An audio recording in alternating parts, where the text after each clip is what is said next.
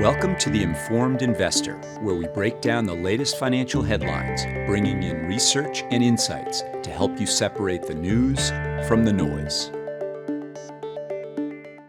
Welcome to The Informed Investor, a show brought to you by Dimensional Fund Advisors, a global asset manager known for bringing financial science to investing.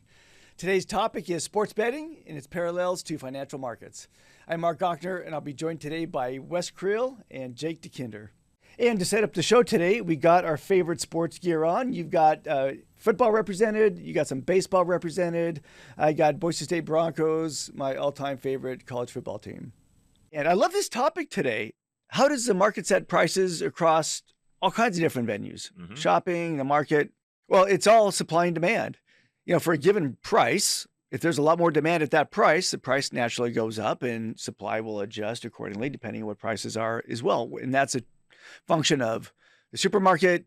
It could be a function of stocks and bond pricing. It could be a function of sports betting. There's a whole bunch of different ways that manifests itself. And what you mentioned, supply and demand, these are forces that push the market toward an equilibrium, where you have half of the people thinking the price is too high, half of the people thinking the price is too low, and then that's where they meet in the middle. Let's also realize that equilibrium price can adjust and does adjust on a regular basis. And why?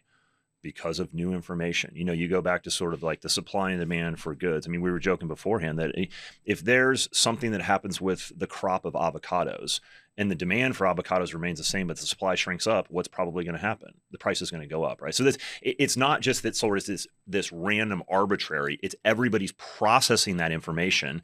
And then where that equilibrium price lands is how everybody sort of expresses their view. And again, it's just that supply and demand, and it's going to adjust.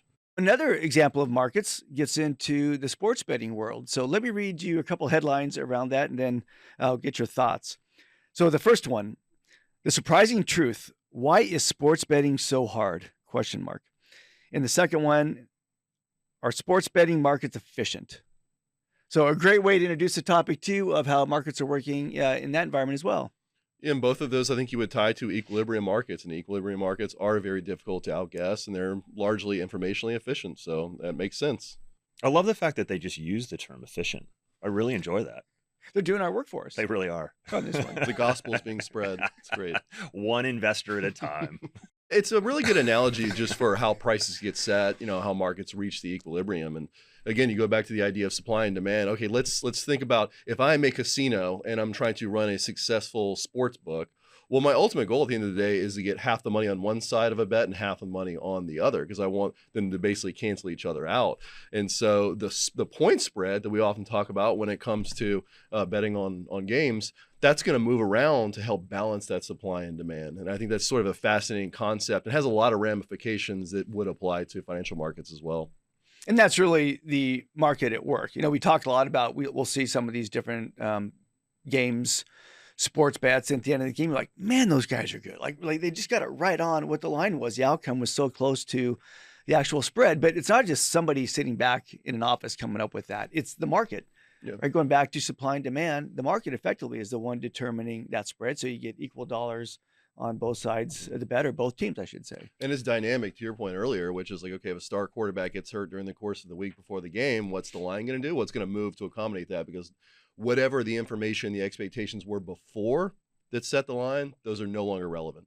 Yeah, they're relevant, but no longer fixed. No, exactly. It's the adjusting based on new information. I do also find it funny. You may have a game that's coming up for the weekend, and you talk to people, and they're like, "Oh, that spread's completely off. I'm taking XYZ team, right?" And you're like, "Wait, now you're literally just almost getting into the stock picker mentality, which is prices are wrong, and I somehow know more, and clearly this is what I need to do." And more often than not, if people go down that path with betting, you can lose a fair amount of money. And listen, the reality is that when you try to outguess markets, it's really, really challenging to do. Yet people keep trying to do it. Well, it's funny you say that. The ones that seem the most obvious were like, that line is so out of whack, or, this company seems like such an obvious buy. Those are the ones that I've always gotten wrong. The worst. Oh, the obvious buy one. That's actually a great point. I mean, how many people do you talk to that they're like, "Oh, I just know X, Y, and Z company is underpriced," and you're like, wait, so there's hundreds of millions of dollars, billions of dollars, hundreds of billions of dollars that trading hands every day, sort of setting these equilibrium prices that we're talking about, and somehow you know more than the market? It's crazy when people make those comments. Well, and all known information is available in those prices, whether it's a stock or bond, or go back to some of the sports betting. That spread, for example, it takes into account what weather might be, obviously a home field, the injury status. You mentioned that one before. I've got a couple examples here of that from a game I went to earlier this year. So let me get my numbers here, make sure I've got this right. Okay, so I'm a big Boise State fan, hence my Boise State jersey here today. So we went to the Boise State at Notre Dame game, and the line before the game, it was 21.5 points. Notre Dame was the favorite. The actual outcome, Notre Dame won by 21. And that's where you're just like, man, it's just spot on. Because it doesn't have these to be that way, spreads. right? Like these point spreads are not literally exactly what people think is going to be the ultimate margin for the game. It's just whatever it took to balance out those two different sides. It's a good point there, right? It's not saying that it's perfect. It's fair. It's balancing out the two sides. And a lot of times when we talk about market prices, we never say it's the correct price. Right. That it's a fair price based on all relevant information and all buyers and sellers coming to the market to express their opinion. It doesn't mean that that is the correct price. In fact, nobody knows what the correct price of a stock is. The question is should you act as though that might be the correct price or a fair price versus trying to outguess it? Let me give you another example. So this is another Boise State game from this year. This was a couple weeks later. Boise State was playing Fresno State. In this case, they were a favorite, 17.5-point favorite, and they ended up losing by 23 points. So a complete opposite outcome. But a lot of times we talk about unexpected events. And in this case, the quarterback got hurt. Boise State's quarterback got hurt first quarter, and then they just couldn't generate any offense and lost the game. So those things happen as well, unexpected events, which I guess, it certainly impacts the outcome. It impacts expected returns and things like that. But kind of like an investor, those things happen. Well, I mean, let's think about the last couple of years, right? I mean, we've heard a lot about different sectors, really one sector in particular in the market that's been doing really well. And I think people sort of say like, well, what happened there? And one of the things that we talked about is that was an unexpected outcome for those types of stocks. It doesn't mean that it can't happen. It's just you formed appropriate expectations, but there will be unexpected outcomes in life, in markets, in really everything. Yeah, and I think the key implication with a fair price is that no one has an unfair advantage in terms of predicting which way that's going to go. So if that's the case, you would probably expect your chances of doing better than the market or outpicking the favorites in a sports game to be like 50-50. And that's almost exactly what we've seen historically. There was an academic study that looked at the frequency with which favorites won in the NFL and in the NBA. And it was 48% of the time the favorite won against the spread in the NFL, 49% for NBA teams against the spread. And these are samples of like 5,000, 6,000, 7,000 games. So that's exactly what you would expect out of a fair price. And I think you have to be careful when you get the unexpected outcome. Does that mean you should change up your expectations going forward, right? And if, whatever game you cited there where you basically had a massive favorite and then they ended up losing the game, right? Those things, but it doesn't mean that if you were going to look at a future spread between two teams that you should somehow then say, well, that one's completely wrong because you had an unexpected outcome. It's the same thing with investing. When you encounter those unexpected outcomes, just be careful changing up your expectations based on that one event or that couple of events. Really well said. And I want to go back and just clarify a point here when we talk about expected returns. Again, we're separating. We're just talking about market expected returns from sports betting versus investing. You're doing a great job on the compliance side, guy. Well, the expected return should be probably negative for gambling, right? Like you go in assuming the house is going to take your money.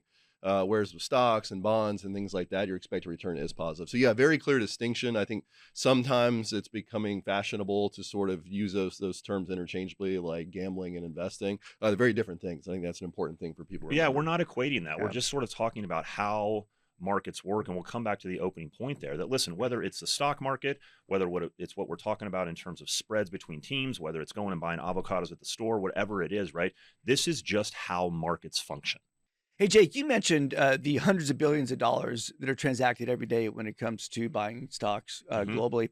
Let me read you a couple of numbers I had here when looking at legal sports betting. And this is for 2024. And I think that was the number you cited as well for 2024. All right, so I did a couple searches, and here's what I found. In the U.S., and again, this is legal sports betting in 2024, on an annual basis for the calendar year, $150 billion was wagered. in 2024, which equates to $410 million a day. Now that's in the US. And you were just citing hundreds of billions of dollars every day transacted in buying and selling of stocks all around the world. So you just take a look at these buyers and sellers coming together, the volume of which that is happening, putting a fair price on this, all expectations about that particular company, the profits. I mean, just that's what markets do. They bring all that information together. I mean, that's what it is, right? Everybody's got a view, everybody's got an opinion, but really think about that. I mean, that's a good example there. And those numbers are interesting to me. I think it's over $800 billion transacting in world equity markets every single day. And just, I mean, think about the volume. The scale difference is staggering. The scale difference is staggering, right? And all else equal, I mean, the more volume you have, the more informationally efficient prices are going to be. I mean, if you didn't have even that level of volume with gambling, it would probably be a way less fair market, right? There'd be huge asymmetries in terms of information, but that still pales in comparison to what we see from stock and bond markets. Trying to game the spread in legal sports betting, and then you take that over to the stock market and trying to game the system and outguess the markets in the stock market. Oof, good luck. Really, really tough to do.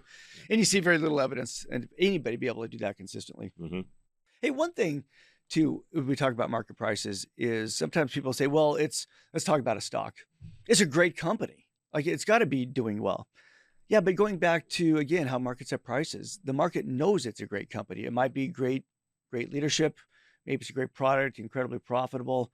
And so what does that mean? Well, if everyone knows it, there's a pretty high price reflecting the quality of that company. And usually that higher price usually indicates lower expected returns going forward. And the company can become even better. And then if you get a positive surprise that direction, the price can go even higher to reflect the new level of expectations. I mean, there's probably some of that happening with the Magnificent Seven, right? Part of the reason why they've had such strong returns is because they've exceeded investors' expectations time and time again, but it also means those expectations get higher and higher to reflect the fact that people might think these are really good companies. I mean, that's the good team, right? You don't just get a bet on the good team.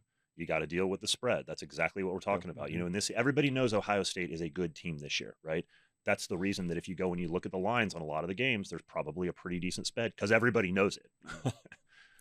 I go back to, again, this idea of market prices. And for me, a takeaway maybe from somebody listening to the show today would be go back to, again, the sports betting where in so many cases, and you just alluded to that, what is about 48, 49% of that study, depending on the sport. Like it's a pretty fair representation on expected outcomes. And I just encourage the audience to take that mindset on publicly traded securities. That's a pretty fair price reflecting all known information out there. And just sort of, I liked what you said earlier, Jake, about take that mindset of, is there anything you know that's different that's built into those prices today? Probably not, assuming a fair game without insider knowledge, which we always like to joke. If you have that and you trade on it, that's illegal. That's a risk return story. That is a risk return story. You maybe make money, but there's a risk of doing something illegal and jail time. That's right. Yeah. No, I mean, I think that is, and it's hard, right? We talk about this a lot, like in a lot of aspects of life. The smarter you are, the harder you work, all of those things, right? And you just, man, as an investor, you have to really push yourself to say, do I really think that I know something? And again, we talked about the amount of volume, the amount of investors, the amount of people expressing their opinions, all the information that's out there in stock prices. Tough thing to say that you got more information than the rest of the market. Hey, Jake, you did an outstanding webcast with Professor Cochran. Nice work on that. He always has such great stuff to say. Great. So in the show notes, everybody, be sure to check that out. In the show notes, there'll be a link to where you can watch that recording of that webcast Jake did with Professor Cochran. So thanks for joining us today. Have a fantastic rest of the day.